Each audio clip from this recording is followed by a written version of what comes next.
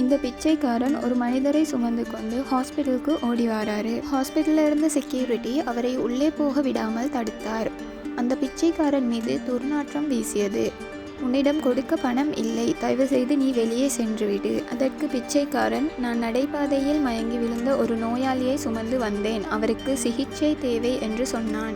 நீங்கள் வெளியேறவில்லை என்றால் அத்துமீறி நுழைந்ததற்காக நான் காவல்துறையிடம் முறையிடுவேன் என்று செக்யூரிட்டி கூறினான். நர்ஸ் ஒருவர் நடப்பதையெல்லாம் பார்த்து அவ்விடத்திற்கு வந்து இங்கே என்ன நடக்கிறது என்று கேட்டார். அதற்கு அந்த பிச்சைக்காரன், நான் ஒரு நோயாளியை சுமந்து வந்தேன், அவருக்கு உடனடியாக சிகிச்சை அளிக்கப்பட வேண்டும், தயவு செய்து அவர்களுக்கு உதவுங்கள் என்று கேட்டார். அவர் ஒரு பிச்சைக்காரன், அவரிடம் குப்பை லோரி போல வாசனை வருகிறது, பணம் செலுத்த பணமும் இருக்காது, நாங்கள் அவரை உள்ளே விடக்கூடாது என்று செக்யூரிட்டி சொல்ல, பரவாயில்லை, அவரை உள்ளே விடுங்கள், நான் அதை பார்த்து கொள்கிறேன் என்று நர்ஸ் சொல்லிவிட்டு அந்த பிச்சைக்காரனை கூட்டிக் கொண்டு உள்ளே சென்றாள். அங்கு உள்ளே இருந்த வரவேற்பாளர், இந்த பிச்சைக்காரனை உள்ளே கூட்டி வருகிறாயா என்று கத்தத் தொடங்கினார்.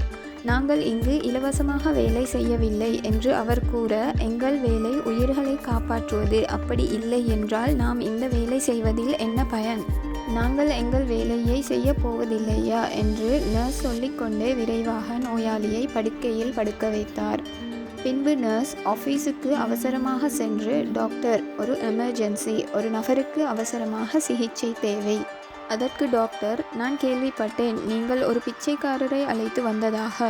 பராமரிப்புக்கு யார் பணம் செலுத்துவார்கள்? நான் இலவசமாக வேலை செய்யவில்லை இளம் பெண்ணே. இவர்கள் பேசிக்கொண்டிருக்கும் போது திடீரென்று பிச்சைக்காரன் உள்ளே நுழைந்து டாக்டரிடம் மண்டியிட்டு கெஞ்சினான்.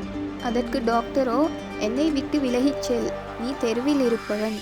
பின் அந்த பிச்சைக்காரன் அந்த நோயாளியின் பர்ஸை எடுத்து டாக்டரிடம் கொடுத்து, இவருக்கு ஹெல்த் இன்சூரன்ஸ் உள்ளது, தயவு செய்து அவருக்கு உதவுங்கள்.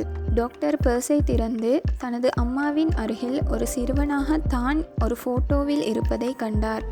அவர் சிகிச்சை அறைக்கு வேகமாக ஓடினார். அங்கு அவர் அம்மா இருந்தார். அப்போதுதான் அவர் உணர்ந்தார் அவரது தாய் பணம் சம்பாதிக்கவில்லை என்று.